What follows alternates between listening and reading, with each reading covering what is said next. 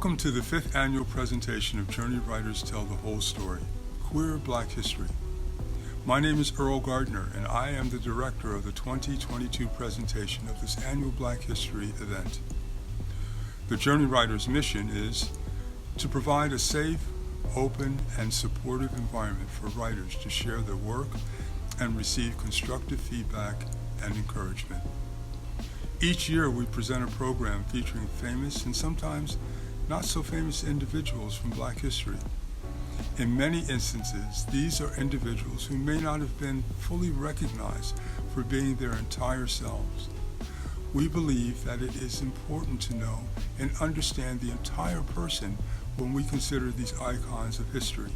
And so, Queer Black History endeavors to tell the whole story. This year, we are pleased to present a dramatic reading of I Put a Spell on You, an original play by Journey writers Liston Phil-Yaw and Regina Dighton. This is the second time we have presented Queer Black History as a virtual program. During the presentation here on our YouTube channel, feel free to share your thoughts in the chat. And now, sit back, relax, and meet our cast, and then enjoy this installment of Queer Black History entitled I Put a Spell on You.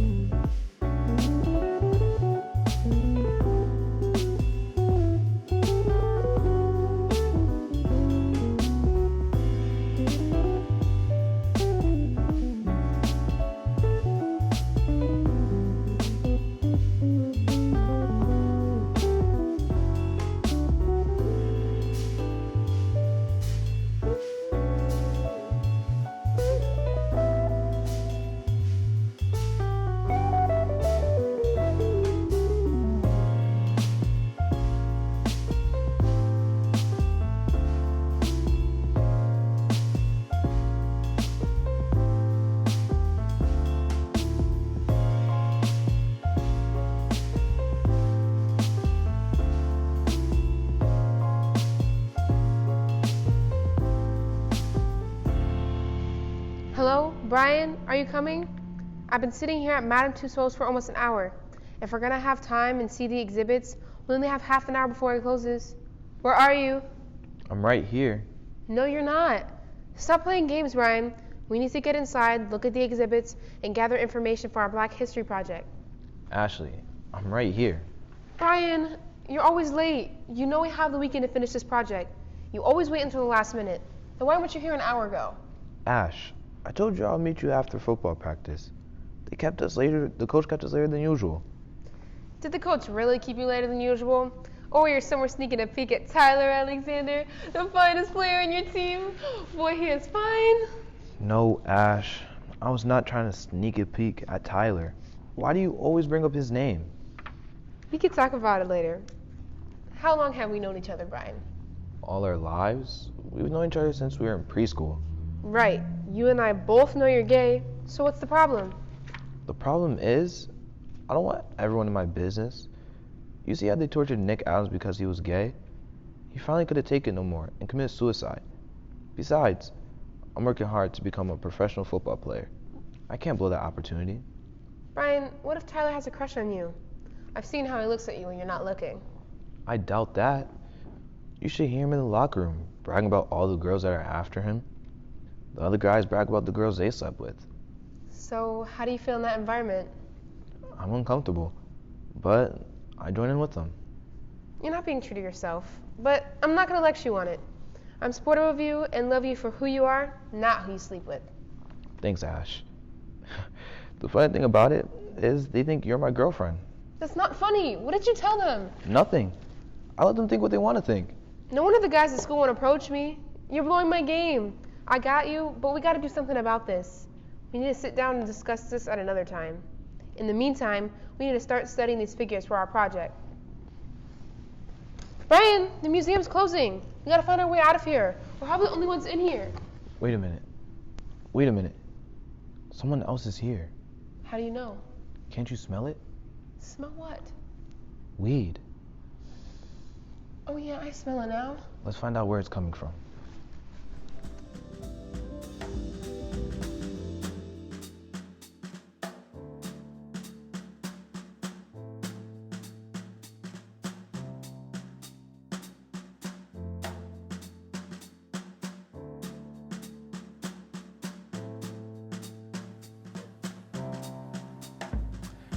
Jimmy, you drunk as a skunk.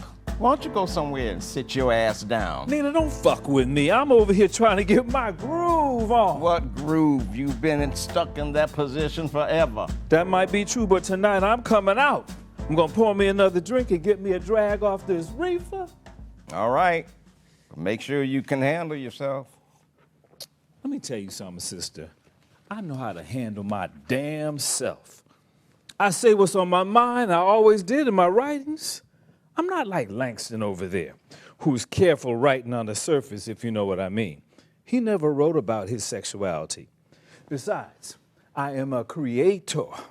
I have traveled the world and given the world my books and plays. I'm famous and well known from coast to coast. Who the hell you think you are? I knew who the hell I am. I am Nina Simone. You're not the only famous one. My songs of love and revolution has had an impact on the civil rights movement. You need to leave Langston alone and keep him out of this. You know, you can be one crazy, mean drunk sometimes. You want to talk one black kettle to another, my sister. At least I ain't shot at nobody.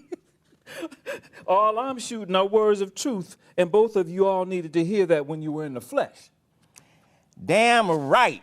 He came talking to me about he wasn't going to pay me money he wasn't going to pay me my royalties from my records. I followed his ass into the restaurant and tried to kill him. That damn interviewer questioned me about stabbing him. I said, hell no. I shot at him. I wanted to kill him.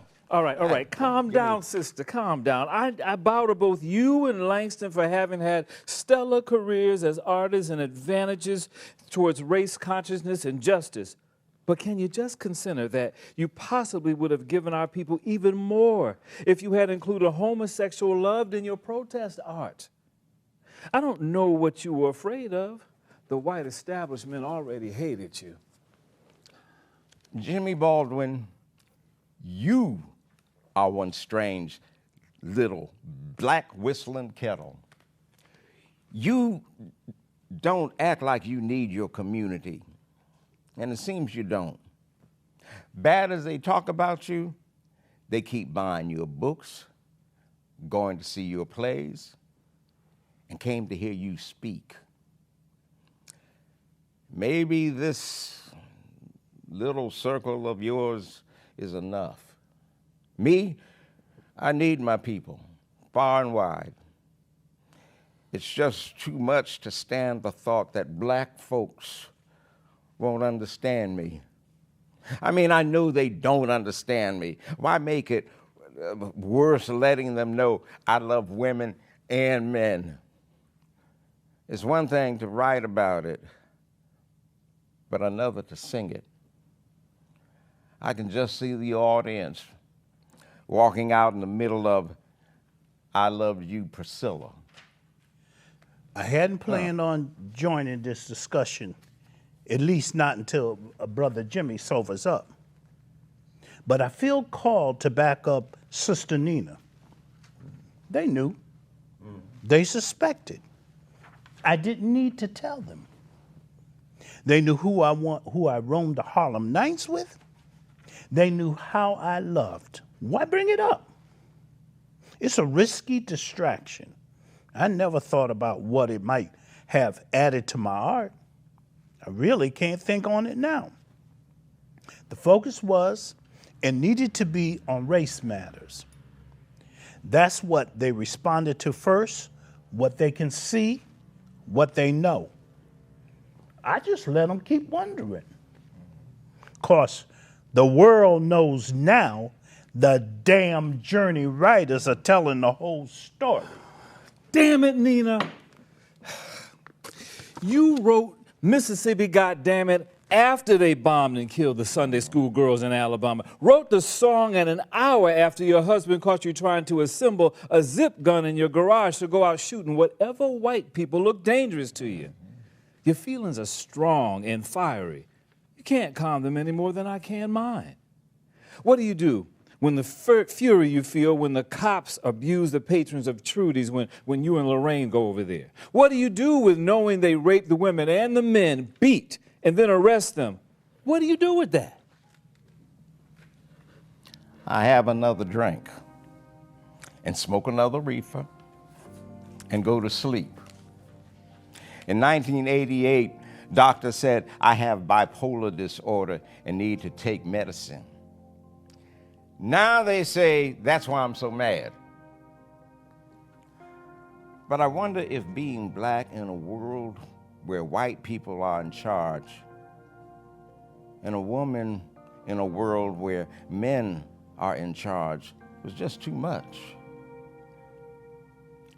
What might happen if I take on this bisexual thing publicly? I think it's too much. It's too much. I heard so much cruel and bitter talk in and outside of the church about homosexuality, from the pulpit to the pool hall, that I just couldn't let it in. Jimmy, you have a mean streak. I just wasn't made like you. I needed my church, family, and community. I needed their support.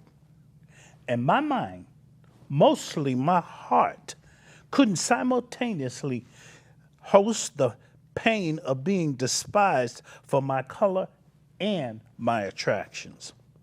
It was just too much. I had to survive to it, at least fight one fight. Jimmy, I noticed you didn't include homosexuals in your play, The Amen Corner. Wake up. Wake up, girl. Wake up. Get up. What, I Jimmy, need you on my what? side. Wake up. I thought we were done here for the night. It's time for round 2 with Nina and Langston. I'm trying to discuss art and homosexuality and how the artist must be his whole self in order to bring his art to its highest level. I can't understand how such passionate people can leave such an important passion out of their work. Give me a chance to wake up and catch up.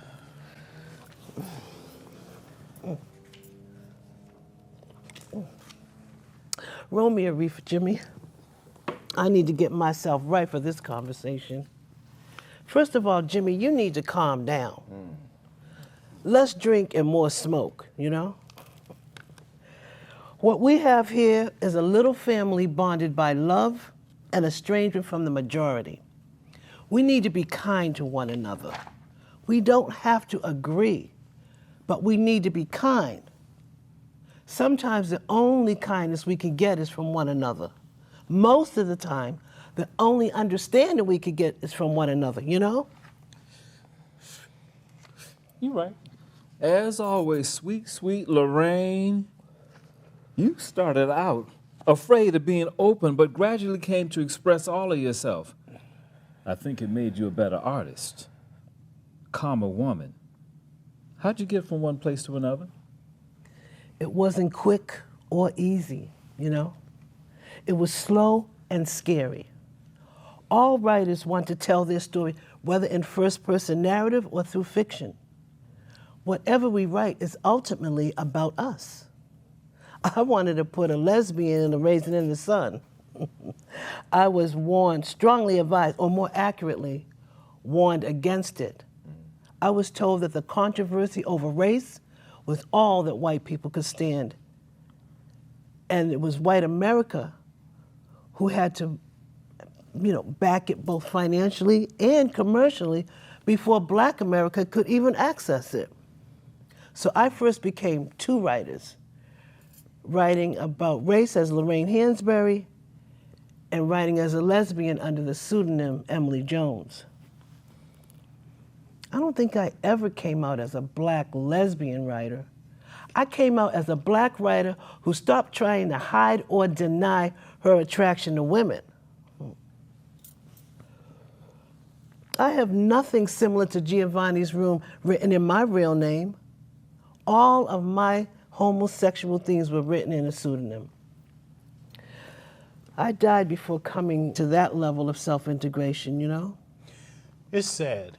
We're living in a time when we had to hide the true essence of who we are. But in the future, I believe that will change.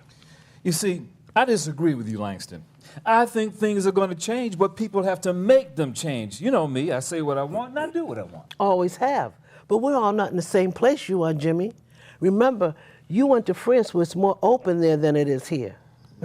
I started coming out, but then I got sick. Here in America, it's more challenging to come out, you know?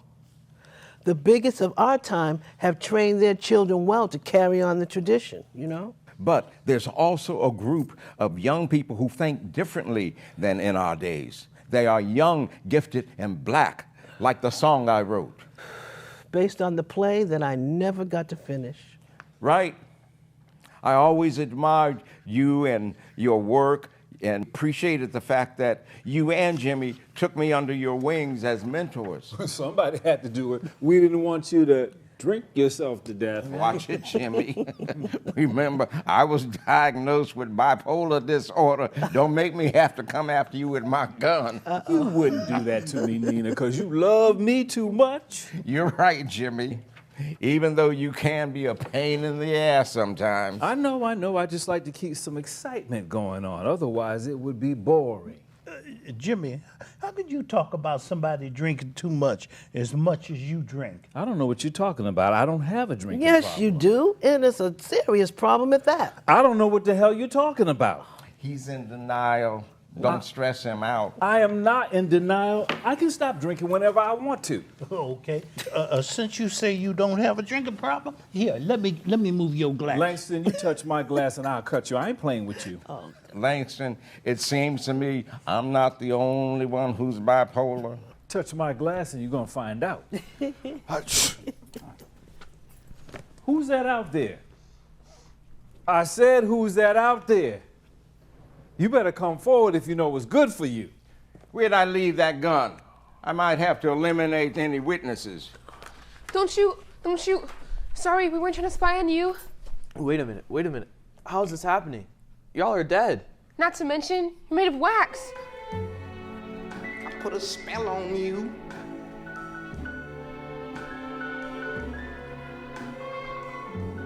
Cause you're mine.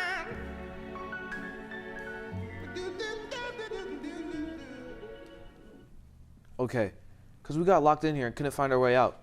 But I'm glad we did, because we're learning so much from you. Yeah, we came in here to get information for our Black History Month project, but Brian was so late. So, Miss Nina, shoot him, because he's the real reason we got locked in here. He stayed late after football practice, watching this boy he has a crush on. Well, thanks, Ashley, for outing me to these people I don't even know. You might not know me, but you know I'm gay. I never hid it from anybody. I didn't know that. They never taught us that in school.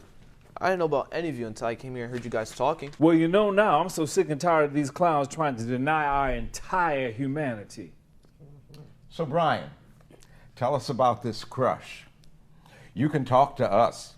We are your gay black ancestors. Consider me your auntie. Yes, and I'm Aunt Lorraine, and meet Uncle Jimmy and Uncle Langston. Well, Brian hasn't come out. He's trying not to be gay. I can speak for myself. Can you? Can you? You ain't spoke to Tyler. Just standing around staring at him, making us late to the museum and getting us locked in here. We had our own different worlds to coming out.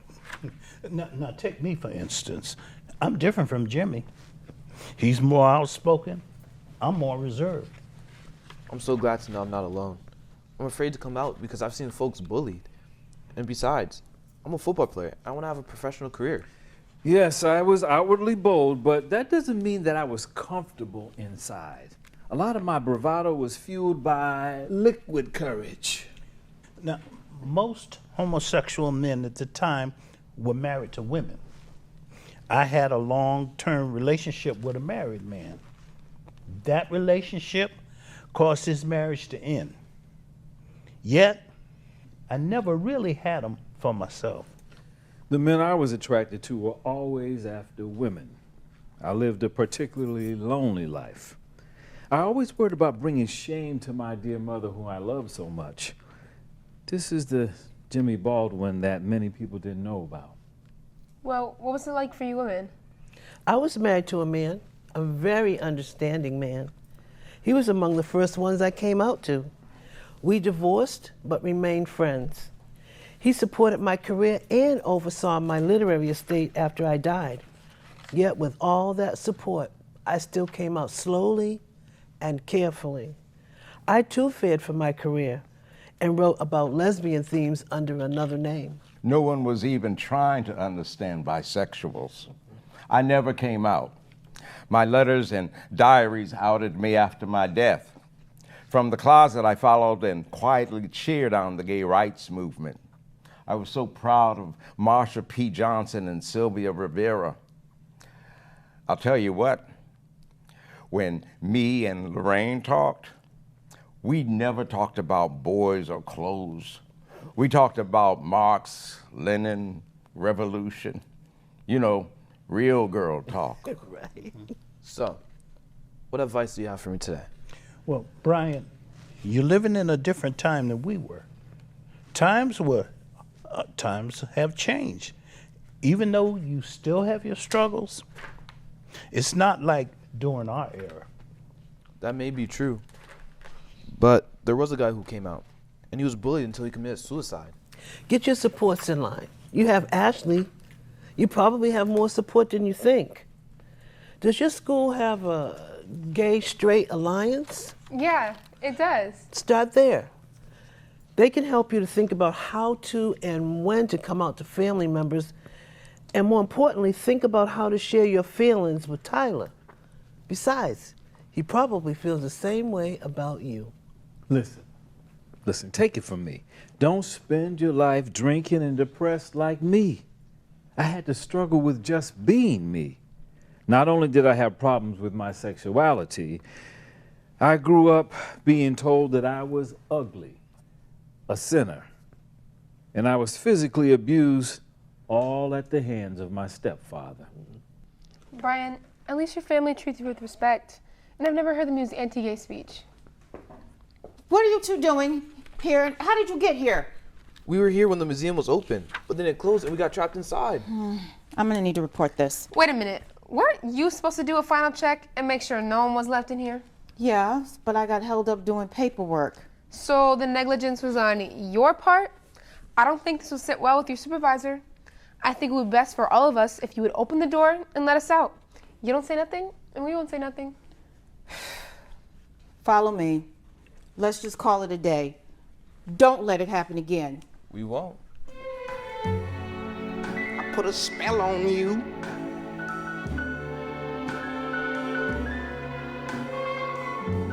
Cause you're mine. Brian, where the hell have you been? I haven't seen you since we presented our project to our class. I've been busy.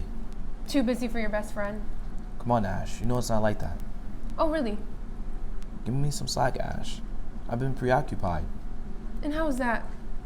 Well, after we did a presentation in class, Tyler said he wanted to talk more about the project. Then he asked me out to lunch. Well, one thing led to another, and we started talking about our feelings for one another. Now, we're spending a lot of time together. I'm sorry if I've neglected you. I'll make it up to you. You don't have to make it up to me. We'll always be friends. I just want to make sure you're all right and happy. So, how's life been for you? Great. We'll have to sit down, and I'll tell you all about it. What about the locker room? Is Tyler still bragging about the girls? No. In fact, since he stopped it, the other guy stopped. As a matter of fact, another guy on the football team has come out. Another on the basketball team. Who would have thought? Listen, it was good seeing you. I gotta go. Tyler's taking me out to lunch. Enjoy. put a spell on you.